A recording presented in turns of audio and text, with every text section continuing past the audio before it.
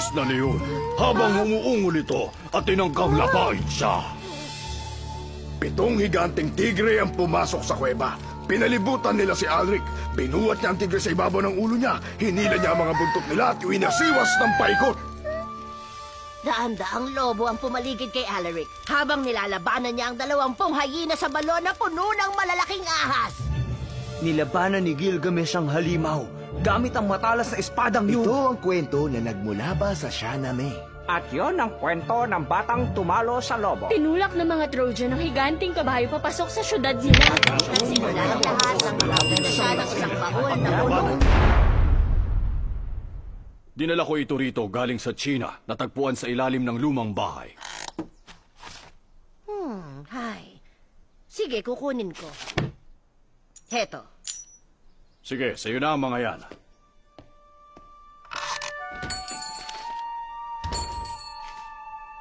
Magkano gusto mo para rito? Ang mga kwentong yan ay nakolekta mula sa iba't ibang panig ng mundo.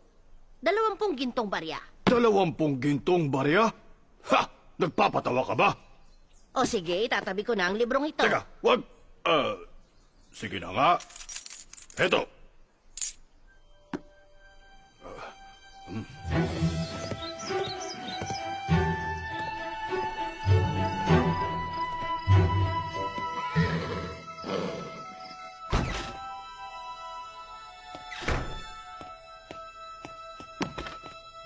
May paglilingkod ba ako? Mainit na tsaa at masarap na sopas. Babalik ako agad. Bilisan mo na! Mahuhuli na tayo!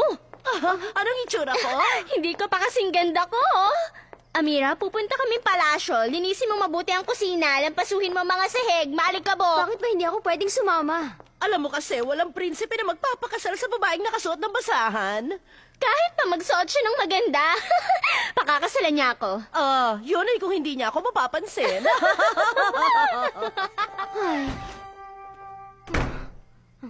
Mga kapatid ko. Hindi ka nila sinama sa malaking kasayahan? Wala kasi ako maisusuot. Kita mo tong libro? May nabasa akong kwento tungkol sa babae na halos kapareho mo. Talaga?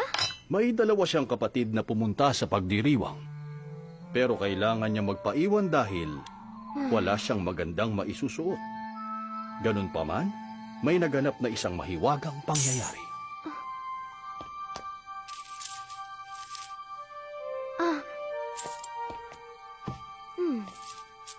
Sakto sa binti ko.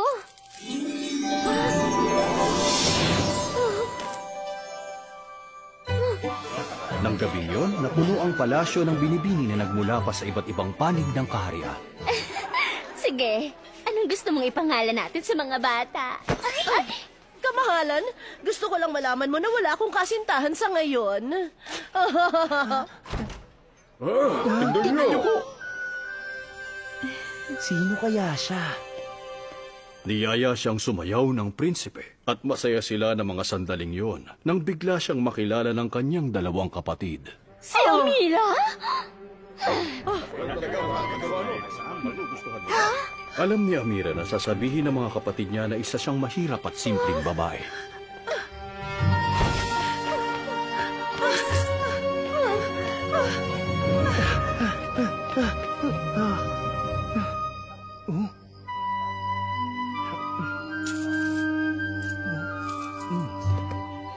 Kinabukasan, inisa-isa ng prinsipe ang mga bahay. Sa paghahanap sa kanya, sinubukan niyang isuot ang anklet sa bawat babaeng makikita. Pero hindi nagkasya sa kahit na sino ang napakaliit na anklet. Tila nawawala na siya ng pag-asa hanggang sa mapadaan siya sa isang paupahan. Hindi ito kasya sa mga binti nyo. Pasensya na kung naabala ko kayo. Papaalam na ako. Wag! Pwede bang subukan ko ulit? Hindi, ako muna. Ibigay mo sa akin. Ako na una. isusukat ko. Akin Ako na. Ano ba?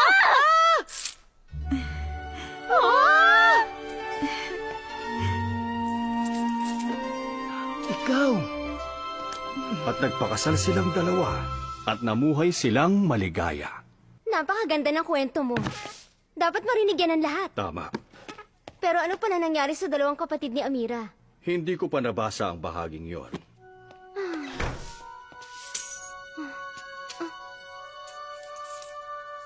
Ang anklet.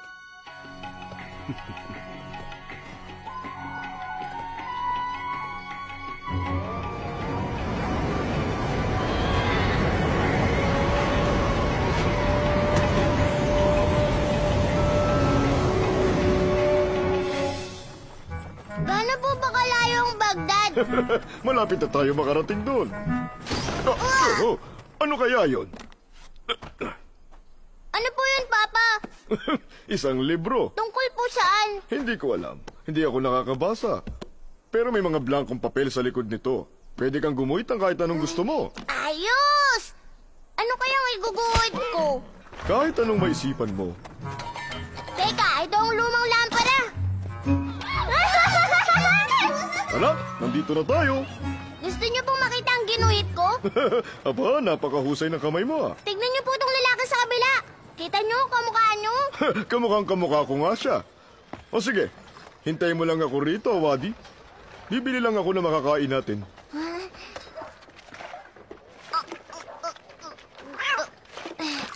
Jenny! Tignan mo ang ginawa mo. Wag! Nabura tuloy. Hindi na ito yung gawa ko. Parang gawa mo na to. O sige, pirma ka na dito. Jenny. Aba, napakaganda ng iginuguhit mo. Maaari bang matingnan? Sige po. Aba, pumunta ako para bumili ng libro para may mabasa ako habang nasa dagat. Naisip ko lang na kung papayag ka, maaari mo ba itong ibenta sa akin? Ha? Sigurado ka? Ito ang bayad ko. Ayos! Salamat, mister! Tignan niyo po, binenta ko yung libro. Mabuti! Sinerte tayo na matagpuan natin ang libro. Kaya sigurado akong magdadala rin yun ng swerte kung sino man ang bumili nun. Talagang hindi ko mapigil, Diego! Bababa tayo sa mga bato!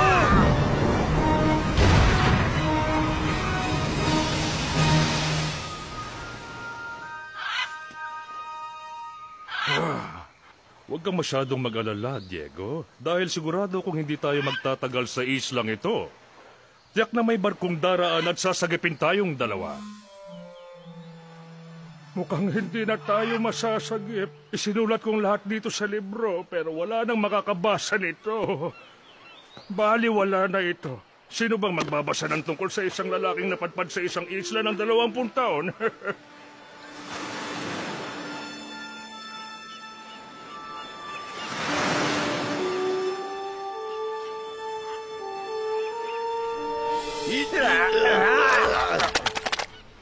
Aba, tignan mo yun.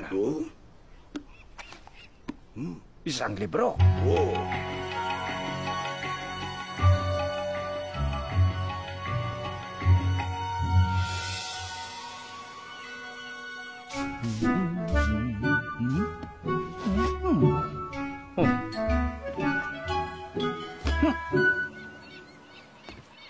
Aray!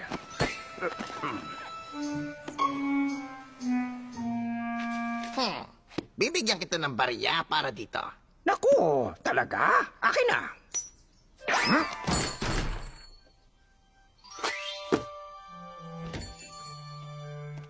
Anong kailangan mo? Kasi naghahanap ako ng libro na ireregalo ko sa anak ko. Maghanap ka lang dyan.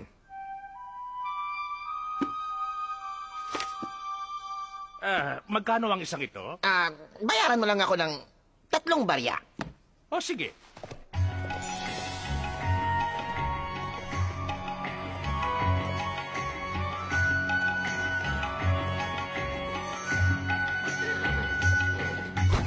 Papa, dumating ka na!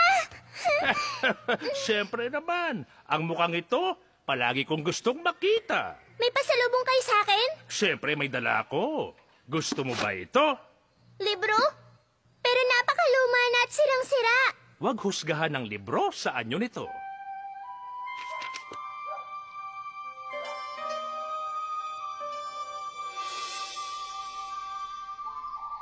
Sharzad, gabing-gabi na. Pumasok ka na sa bahay. Pero nagbabasa pa po ako. Maganda ba ang mga kwento? Papa, Ano yun? alam niyo po, parang gusto ko maging taga-kwento balang araw. Maaaring matupad ang gusto mo. Pagdating ng panahon.